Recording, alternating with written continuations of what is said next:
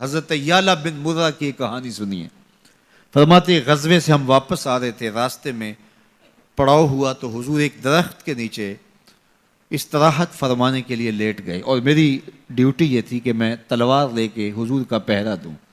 میں کھڑا ہو گیا، باقی لوگ بھی سو گئے، تو میں نے ایک منظر دیکھا کہ دور صحرا میں ایک درخت تھا جو ہلنے لگا۔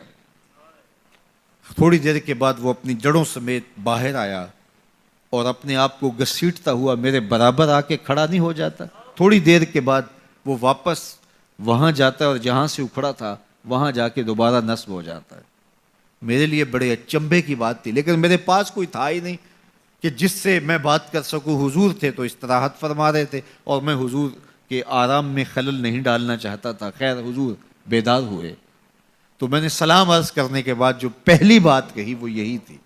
میں نے کہا حضور وہ جو سامنے درخت ہے تھوڑی دیر پہلے وہ اپنی جگہ سے اکھڑا تھا، شاخوں کے بل اپنے آپ کو گھسیٹتا ہوا یہاں پہنچا، پھر میرے برابر آ کے کھڑا ہو گیا، پھر تھوڑی دیر کے بعد واپس وہاں جا کے نصب ہو گیا۔ یہ جب کہانی سنائی تو میرے حضور نے تعجب نہیں کیا، اچھا کیسے ہوا، کیسے آیا، کتنا وقت لگا، کتنی دیر ہوئی، کوئی سوال نہیں کیا، بلکہ فرمایا ہاذہ شجرۃ استاذنت ربھا، فرمایا یعلا بن مرہ یہ درخت ہے، اس نے رب سے اجازت چاہی تھی کہ مالک تیرا محبوب نیڑے آیا ہے، سلام نہ کر رہا ہوں، فآذن لہا، اللہ نے اس کو اذن دے دیا تھا، یہ مجھے سلام کرنے کے لیے آیا تھا۔ درختوں کے کلیجے بھی تڑپتے ہیں کہ حضور کو سلام کیا جائے۔ وہ کہانی تو آپ نہیں بھول سکتے جب ایک اعرابی نے کہا کہ حضور میں آپ کو نبی تب مانوں گا اگر وہ درخت آپ کی نبوت کی گواہی دے گا، آپ اگر اس کو بلائیں گے۔ تو میرے حضور فرماتے ہیں میں نے کیا بلانا، جا کے تو ہی کہہ دے تجھے اللہ کا رسول بلا رہا ہے۔ درخت اپنے آپ کو گھسیٹتا ہوا حضور علیہ السلام کی خدمت میں حاضر ہو جاتا ہے۔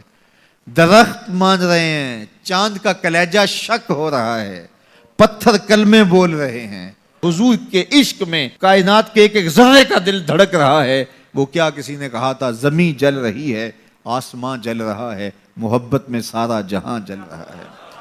پوری کائنات حضور کی آتش محبت میں جل رہی ہے اور حضور کے وصل کے لیے تڑپ رہی ہے۔ درخت ہوں، پتھر ہوں، اشجار ہوں، وہ اونٹنی جس پہ حضور سوار ہوتے تھے، غدبہ نامی اونٹنی، آپ تاریخ پڑھیں، حضور کے وصال کے بعد وہ چارہ نہیں کھاتی تھی، چارہ چھوڑ دیا تھا، رو رو کے نابینا ہو گئی وہ اونٹنی، اور صحابہ نے اس کی آنکھوں پہ پٹی باندھ دی تھی، اس نے رو رو کے جان دے دی۔ جب حضور چلے گئے ہیں تو ہم نے جی کے کیا لینا ہے۔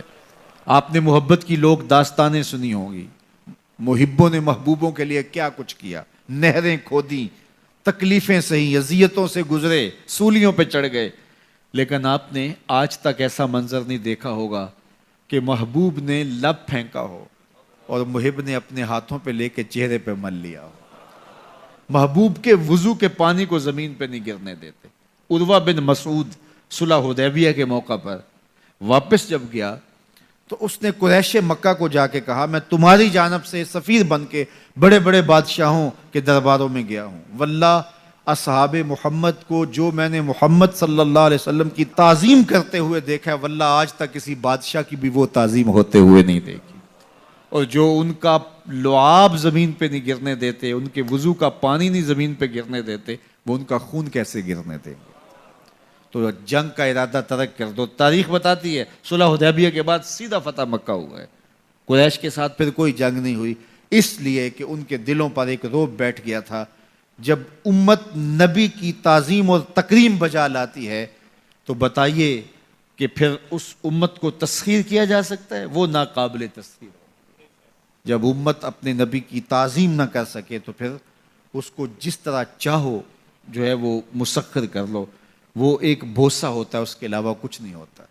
اس لیے اگر آپ مجھے پوچھیں کہ دین ہے کیا، تو ایک تو ہے کہ اس عنوان سے ایک الگ گفتگو کی جائے کہ دین کیا ہے، لیکن دو لفظوں میں اگر آپ مجھ سے پوچھنا چاہیں اور میں آپ کو بتانا چاہوں تو مجھے اقبال علیہ رحمہ کا لہجہ ادھار لینا پڑے گا۔ انہوں نے کہا دین سراپا سوختن اندر طلب، انتہائش عشق آغازش ادب، طلب محبوب میں تڑپنے کا نام دین ہے، جو ادب سے شروع ہوتا ہے عشق پہ ختم ہو جاتا ہے۔